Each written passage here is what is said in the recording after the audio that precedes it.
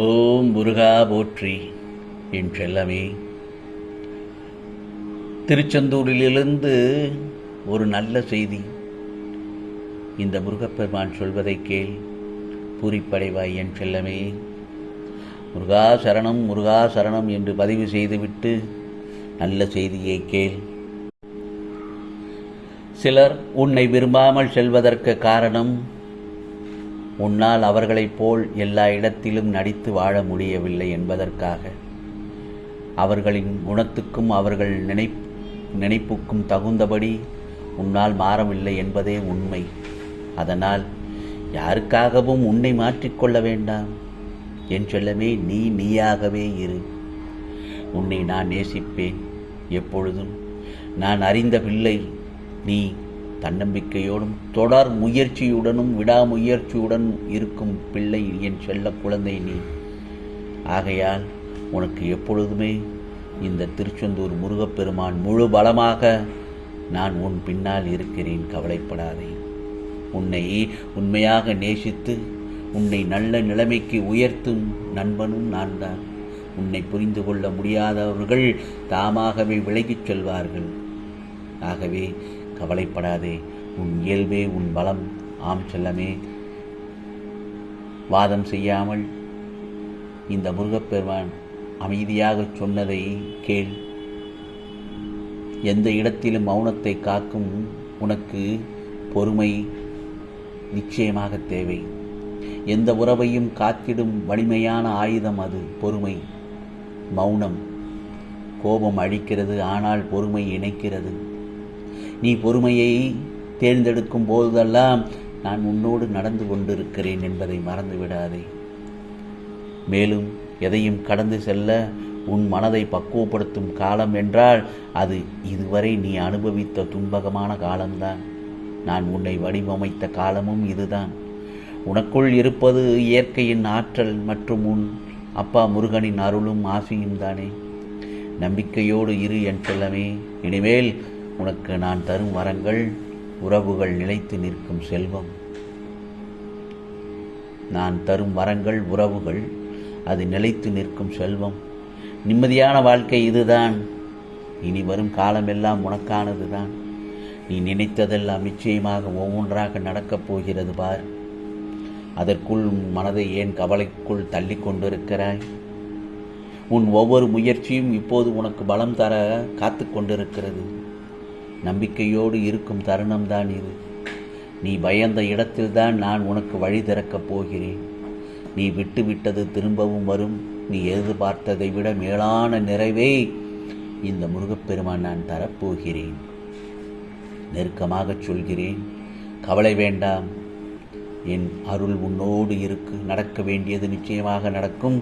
நீ மனதிற்கு நம்பிக்கை கொண்டு வர வேண்டும். நம்பிக்கையை கொண்டு முருகா சரணம், முருகா சரணம் என்று பதிவிடு. நிச்சயமாக உன் வேண்டுதல் எல்லாம் கிடைக்கப்பட்டு நல்லபடியாக இந்த முருகப்பெருமானின் ஆசீர்வாதம் உனக்கு எப்பொழுதும் உண்டு என் செல்லமே. நான் இன்னொன்றையும் சொல்கிறேன். ஒருவரை நம்பினால் உன் பிரச்சனை தீர்ந்துவிடும் என்று மட்டும் எண்ணாதே. யாரையும் சார்ந்து நிற்பதால் நீ முழுமையாக வாழ்க்கையை வாழ முடியாது. புரிகிறதா? உண்மையில் நீ உன்னை நம்பினால் மட்டுமே உன் பிரச்சனைகளை நீ சரி செய்ய முடியும். உனக்குள் நான் இருக்கிறேனே, பிறகு ஏன் கவலை? உன் சுவாசத்திலும் உன் தைரியத்திலும் உன் முடிவிலும் நான் தான். என்னை வெளியில் தேடாதே. உன் உள்ளத்தில் நம்பிக்கை வைத்தால் தான் உனக்குள் இருக்கும் அந்த பெரும் தைரியம் வெளிப்படும். நீ உன்னை நம்பும் கணத்தில் பிரச்சனைகளின் கதவுகள் திறக்கத் தொடங்கும். நான் உன்னுடன் இருக்கும் அந்த சமயத்தில் உன் உள்ளத்திலேயே இருப்பதை அந்த சமயத்தில் நன்றாக உணர்வாய் என் செல்லமே. இன்று நீ தேடியதெல்லாம் உன் கைக்கு வந்து சேரும் நாள் இது. நிச்சயமாக இந்த பிரபஞ்சம் முழுவதும் உனக்கான ஒரு நல்லதொரு வாய்ப்பை கொண்டு உன் வாசல் கதவின் முன் இருக்கிறது. நீ விரும்பியதும், நீ பிரார்த்தனை செய்ததும், நீ உழைத்ததும் அனைத்தும் இன்று நெருக்கமாக வந்துவிட்டது. இந்த வாய்ப்பை மட்டும் நழுவ விட்டு விடாதே என் செல்லமே. இந்த வாய்ப்பை உணர்ந்து கொள். அது சாதாரணமல்ல. இந்த முருகப்பெருமானின் அருளால் உனக்காக அனுப்பப்பட்ட ஒன்று. பயமோ சந்தோஷமோ வேண்டவே வேண்டாம். அதை நம்பிக்கையுடன் இரு கைகளிலும் ஏந்திக்கொள். இன்று தொடங்கும் மாற்றம் உன் வாழ்க்கையை உயரத்திற்கு அழைத்துச் செல்லும். இது முருகப்பெருமானின் அருள் வாக்கு, சத்திய வாக்கு. அதாவது நீ இழந்தது திரும்பவும் வந்து சேரும் என்று சொன்னேன்.